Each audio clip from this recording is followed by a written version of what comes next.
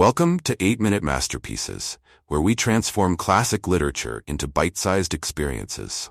Today we're delving into A Tale of Two Cities by Charles Dickens, a tale of love, sacrifice, and revolution, set against the backdrop of the French Revolution. Let's begin. We open with one of the most famous lines in literature. It was the best of times, it was the worst of times. A Tale of Two Cities is set in both London and Paris during the late 18th century, a time of political unrest. The novel's first act introduces us to three key characters. First, there's Dr. Alexandre Manette, a French physician who's been unjustly imprisoned in the Bastille for 18 years. His wrongful imprisonment becomes a symbol of the oppressive French aristocracy. The story begins in 1775 when Mr. Jarvis Lorry, a businessman working for Tellson's Bank, embarks on a mission to bring Dr. Manette back to London. Lorry is accompanied by Lucie Manette, Dr. Manette's daughter, who thought her father was dead. Their journey leads to a poignant scene where they find Dr. Manette in a small room above a wine shop in Paris. His long years in prison have left him mentally broken. He spends his days making shoes, a skill he learned in prison to pass the time. When Lucie and Lorry reveal themselves to him, Dr. Manette struggles to recognize his daughter. It's a slow, painful reunion, filled with emotion. Lucie's love and tenderness toward her father play a central role in his gradual recovery. The scenes are filled with melancholy and the theme of rebirth, as Dr. Manette begins to regain fragments of his former self.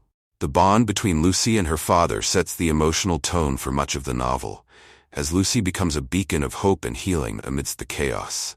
Meanwhile, in Paris, the seeds of revolution are being sown. The French lower class is desperate, starving, and filled with anger against the nobility. A disturbing scene occurs when a barrel of wine is accidentally spilled on the streets of Paris. The crowd swarms, scooping up the wine from the gutters, a chilling image of the people's hunger. It foreshadows the blood to come. We now shift our focus to London, where we meet Charles Darnay, a French aristocrat who has renounced his title and fled to England to escape the coming revolution. Darnay is on trial for treason, accused of passing English secrets to the French. It's here that we're introduced to the lawyer duo, Mr. Stryver and his disheveled assistant, Sydney Carton. Though Darnay's fate seems sealed, Carton, who looks strikingly similar to Darnay, cleverly uses this resemblance to create doubt in the minds of the jury. Darnay is acquitted, but this scene establishes the complex relationship between the two men.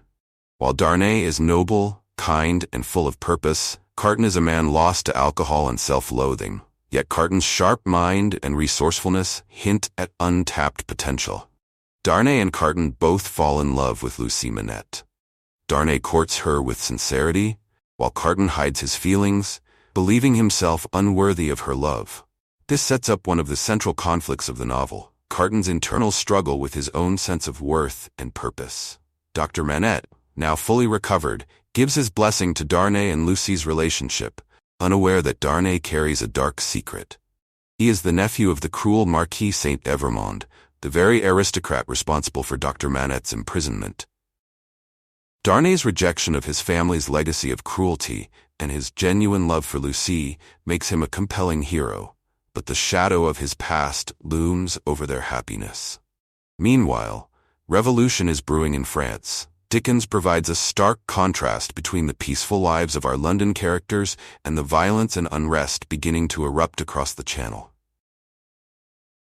The third scene transports us back to Paris, where the revolution is in full swing. The storming of the Bastille is a pivotal moment, symbolizing the people's rage against years of tyranny. The wine shop owner, Ernest Defarge, emerges as one of the leaders of the revolution.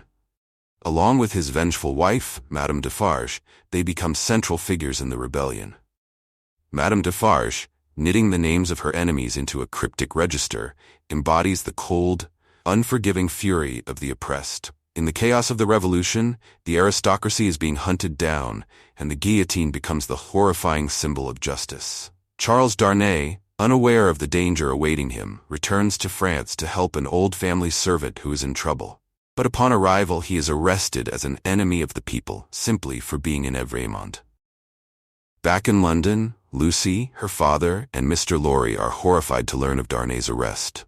Dr. Manette, who still has considerable influence among the revolutionaries due to his suffering under the ancient regime, rushes to Paris with Lucy to try and save his son-in-law. The juxtaposition between their quiet lives in London and the violent turmoil of Paris could not be starker. As Darnay languishes in prison, the revolution's brutality is on full display.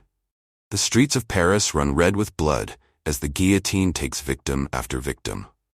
The revolutionary zeal that once seemed justified now devolves into senseless slaughter, with Madame Defarge at the center of the bloodlust, plotting revenge against all who wronged her. Darnay's trial is a tense affair, and although Dr. Manette pleads for his life, the revolutionaries condemn him. The charge? He is an Evremond, and to the revolution this is an unforgivable crime. Darnay is sentenced to death by guillotine. The emotional weight of this scene is intense, as Lucy, heartbroken, clings to the hope that her husband can still be saved. Meanwhile, in London, Sydney Carton reappears in the story, seemingly resigned to his unfulfilled life. But as he learns of Darnay's imprisonment, something within him stirs. Carton travels to Paris, driven by a newfound sense of purpose, though he keeps his intentions secret.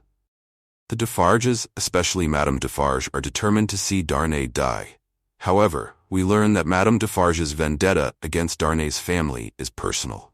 She is the sister of a woman who was wronged by the Evremonds years ago.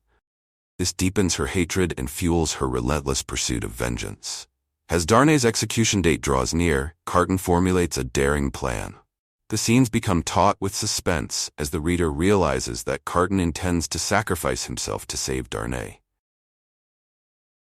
Sydney Carton sneaks into the prison and, with the help of a sympathetic jailer, switches places with Darnay.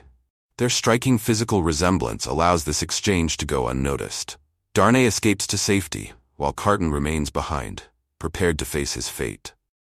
In this moment, Carton finds his redemption. As he walks toward the guillotine, his famous final words, "It is a far, far better thing that I do than I have ever done," resonate with his newfound purpose.